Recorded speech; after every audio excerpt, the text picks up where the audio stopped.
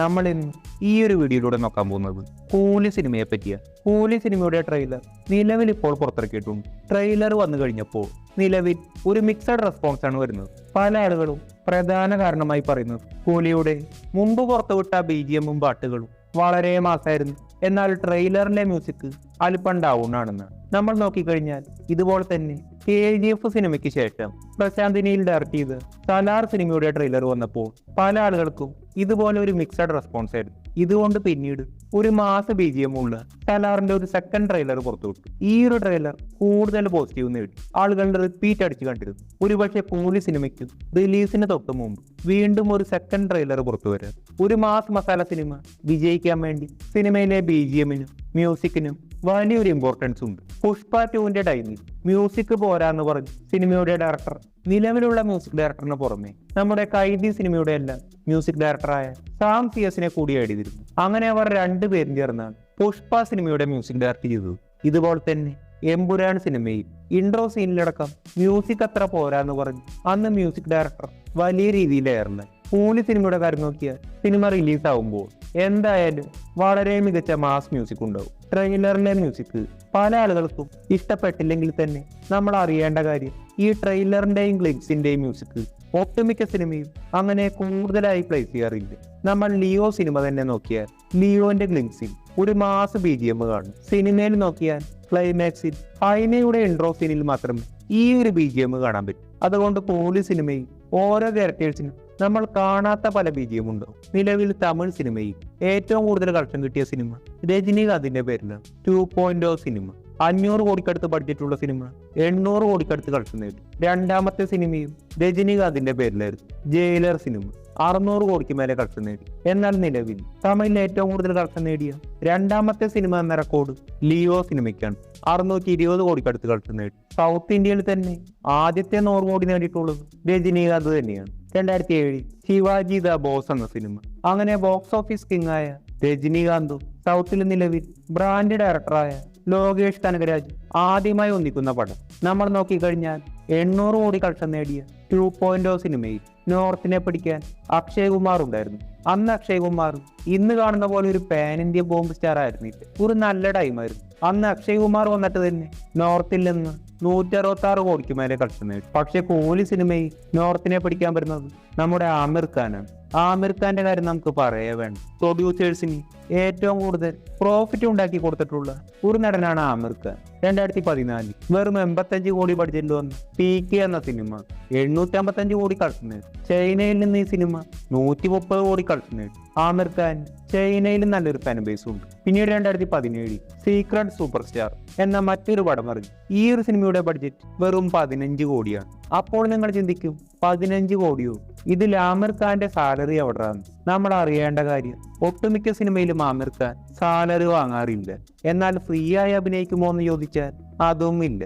ഓരോ സിനിമയ്ക്കും ആമിർ ഖാൻ കളക്ഷന്റെ ഷെയർ ആണ് വാങ്ങുന്നത്. മാത്രവുമല്ല ഈ ഒരു സിനിമയുടെ പ്രൊഡ്യൂസേഴ്സിൽ ഒരാൾ ആമിർ ഖാൻ തന്നെയായിരുന്നു. സാലറി വാങ്ങിയാൽ അതെപ്പോഴും ഫിക്സഡ് ആയിരിക്കും.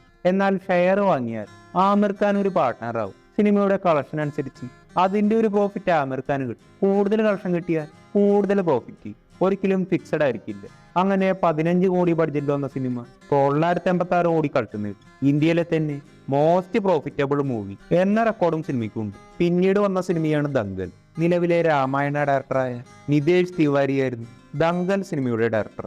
70 കോടി ബഡ്ജറ്റിൽ വന്ന സിനിമ 2200 കോടി കളക്ഷൻ നേടി. ഈ ഒരു സിനിമയ്ക്ക് ഇന്ത്യയേക്കാൾ കൂടുതൽ കളക്ഷൻ ചൈനയിൽ നിന്ന് കിട്ടി. ഈ ഒരു സിനിമ ഇന്ത്യയിലെ തന്നെ ഏറ്റവും കൂടുതൽ കളക്ഷൻ കിട്ടിയ സിനിമയായി. ഇങ്ങനെ നിതേഷ് തിവാരി വലിയൊരു ബ്രാൻഡ് ഡയറക്ടറായി. ഇങ്ങനെയാണ് ഇദ്ദേഹത്തിന് നിലവിൽ വലിയൊരു ബഡ്ജറ്റ് ഹോളിവുഡ് ലെവലിൽ രാമായണ സിനിമ എടുക്കാൻ പറ്റുന്നത്. പക്ഷേ പിന്നീട് ആമിർ ഖാൻ അല്പം ഡൗണായി. തഗ്സ് ഓഫ് ഹിന്ദുസ്ഥാൻ എന്ന സിനിമ വലിയൊരു ഫ്ലോപ്പായിരുന്നു. പിന്നീട് ലാൽ സിംഗ് ചദ്ദ ഇറങ്ങി, അതും വലിയൊരു ഫ്ലോപ്പായിരുന്നു. പിന്നീട് നിലവിൽ നമ്മൾ പണ്ട് കണ്ട താരേ സമീൻ പർ സിനിമയുടെ സെക്കൻഡ് പാർട്ടായ സിത്താരേ സമീൻ പർ പുറത്തിറങ്ങി. ഇതാദ്യ സിനിമയുടെ സീക്വൽ അല്ല, പുതിയൊരു സ്റ്റോറിയാണ്. 70 കോടിക്കടുത്ത് ബഡ്ജറ്റുള്ള സിനിമ 270 കോടി കളക്ഷൻ നേടി. അങ്ങനെ നോക്കിയാൽ നിലവിൽ ആമിർ ഖാൻ ഫുൾ പവറിലാണ് നിൽക്കുന്നത്. ഇതുകൊണ്ട് തന്നെ സിനിമ ഹിറ്റായാൽ ഈസി ആയി നോർത്തിനെ പിടിക്കാം. ഈ ഒരു സിനിമയ്ക്ക് LCയുമായി വലിയൊരു ബന്ധമുണ്ടാകില്ല. LCU അല്ല എന്ന് തന്നെയാണ് ഒഫീഷ്യലായി പറഞ്ഞിട്ടുള്ളത്. അങ്ങനെ നോക്കിയാൽ LCU കാണാത്ത നോർത്ത് ഇന്ത്യൻസിനും ഈസിയായി കണക്ട് ആവും. നാഗാർജുനയുടെ കാര്യം നോക്കിയാൽ നിലവിൽ അല്പം ഡൗണാണ്. 2022 ബംഗരാജു എന്ന പടം ഇറങ്ങി, അതൊരു ഹിറ്റായിരുന്നു. പിന്നീട് ബ്രഹ്മാസ്ത്രയിൽ ക്യാമിയോ ഉണ്ടായിരുന്നു. പിന്നീട് സെയിം വർഷം ഗോസ്റ്റ് എന്ന സിനിമ ഇറങ്ങി, വലിയൊരു ഡിസാസ്റ്റർ ആയിരുന്നു. പിന്നീട് 2024 നാം സാമി റംഗ എന്ന പടം ഇറങ്ങി, ഇതും വലിയൊരു ഡിസാസ്റ്റർ. എന്തായാലും നിലവിൽ അല്പം ഡൗൺ ആണെങ്കിൽ നാഗാർജുന എപ്പോഴും അവിടുത്തെ ഒരു ബ്രാൻഡാണ്. അതുകൊണ്ട് പടം നല്ലതായാൽ എന്തായാലും കളക്ഷൻ കയറും. അടുത്തത് ഉപേന്ദ്രയാണ്. ഉപേന്ദ്ര കർണാടകയിലെ വലിയൊരു സ്റ്റാറാണ്. 2023 KGF സിനിമ പോലെ കബ്സ എന്നൊരു പടമെടുത്തു. ഇത് വലിയ രീതിയിൽ ഏറലാൻ വലിയൊരു ബോംബായി. പിന്നീട് നിലവിൽ പുറത്തിറങ്ങിയ സിനിമയല്ല ഇപ്പോൾ ഹിറ്റാണ്. മാത്രവുമല്ല ഉപേന്ദ്രയും ചെറിയൊരു ബ്രാൻഡാണ്. പലർക്കും ലാലേട്ടനും വേണമെന്നുണ്ടായിരുന്നു. ലാലേട്ടൻ ഉണ്ടായിരുന്നെങ്കിൽ എന്തായാലും ലോകേഷ് കനകരാജ് വളരെ മികച്ചതായി പ്ലേസ് ചെയ്തായിരുന്നു. എന്തായാലും നിലവിൽ കൂലി എന്ന സിനിമയിൽ ലാലേട്ടനെ പറ്റിയ ക്യാരക്ടേഴ്സ് ഉണ്ടാവണമെന്നില്ല. മലയാളത്തിൽ നിന്ന് സൗബിനുണ്ട്. എന്തായാലും ഫ്യൂച്ചറിൽ ഏതെങ്കിലും ഒരു ലോകേഷ് പടത്തിൽ ലാലേട്ടൻ ഉണ്ടാകാൻ ചാൻസ് ഉണ്ട്. എന്തൊക്കെയായാലും നിലവിൽ സൗത്തിനെ പിടിക്കാൻ നോർത്തിനെ പിടിക്കാൻ കൂലി സിനിമയിലാളും. യഥാർത്ഥത്തിൽ സൗത്തിനെ പിടിക്കാൻ രജനികാന്ത് ലോകേഷ്, ഈ രണ്ട് കാര്യങ്ങൾ മാത്രം മതി. എന്നാൽ നിലവിൽ ഇത്രയും കാസ്റ്റിംഗ് ഉള്ളത് കൊണ്ട് പടം ഹിറ്റാണെങ്കിൽ സൗത്തിന്റെ കാര്യം ഡബിൾ സ്ട്രോങ് ആണ്. കൂലി സിനിമയ്ക്കുള്ള ഒരു പ്രധാന വെല്ലുവിളിയാണ് വാർ എന്ന സിനിമ. സൗത്തിലെ കാര്യം നോക്കിയാൽ നിലവിൽ ഏറ്റവും ഹൈപ്പുള്ളത് കൂലി എന്ന സിനിമയ്ക്കാണ്. എന്നാൽ നോർത്തിലേക്ക് വരുമ്പോൾ ഇത് നേരെ തിരിച്ചാണ്. വാർ 2 സിനിമയ്ക്കാണ് നോർത്തിൽ ഹൈപ്പുള്ളത്. ഇനി ഇന്ത്യക്ക് പുറത്തു നോക്കിയാൽ അമേരിക്കയിൽ വാർ സിനിമ 1 ലക്ഷം ടിക്കറ്റുകൾ വിറ്റു. എന്നാൽ കൂലി സിനിമയ്ക്ക് 10 ലക്ഷം ടിക്കറ്റുകൾ വിറ്റുപോയി. ഇതുപോലെ തന്നെ മറ്റു രാജ്യങ്ങളിലും കൂലിക്കാണ് പിടിയുള്ളത്. നിലവിൽ ഇന്ത്യൻ സിനിമ കാണാൻ പോകുന്ന വലിയൊരു ക്ലാഷാണ്. വാർ സിനിമയിൽ സൗത്തിനെ പിടിക്കാൻ ജൂനിയർ NTR ഉണ്ട്. RRR സിനിമയ്ക്ക് ശേഷം ജൂനിയർ NTRന് നല്ലൊരു മാർക്കറ്റ് ഉണ്ട്. പക്ഷെ കൂലിയിലുള്ളത് നോർത്തിലെ തന്നെ സൂപ്പർ സ്റ്റാറായ ആമിർ ഖാനാണ്. ഹൃതിക് റോഷനി നോർത്തിലുള്ളതിനേക്കാൾ കൂടുതൽ പിടി ആമിർ ഖാനുണ്ട്. NTRന്റെ കാര്യം നോക്കിയാൽ NTRന് സൗത്തിലൊരു പിടിയുണ്ട്.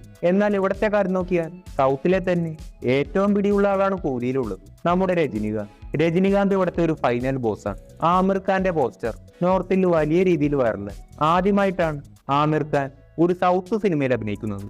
മാത്രവുമല്ല ഇങ്ങനെ ഒരു ഗെറ്റപ്പിൽ ആദ്യമായിട്ടാണ് വരുന്നത്. മറ്റൊരു കാര്യം എന്തെന്നാൽ വാർ എന്ന സിനിമ ഓൾറെഡി ഇറങ്ങിയതാണ്. 150 കോടി ബഡ്ജറ്റിൽ വന്ന് 400 കോടിക്ക് മേലെ കളക്ഷൻ നേടി. വലിയൊരു വിജയമായിരുന്നു. അപ്പോൾ ആളുകൾക്ക് വാർ സിനിമ എന്താണെന്ന് അറിയാം. പക്ഷെ കൂലി സിനിമ ആദ്യമായി ഇറങ്ങുന്നതാണ്. ഇതുകൊണ്ട് തന്നെ കൂലി സിനിമയിൽ എന്താണ് കാണാൻ പോകുന്നതെന്ന് ആർക്കും ഒരു ഐഡിയ ഇല്ല. സീക്വൽ ആയതുകൊണ്ട് വാർ 2 സിനിമയ്ക്ക് ഇങ്ങനെ ഒരു അഡ്വാൻറ്റേജ് ഉണ്ട്.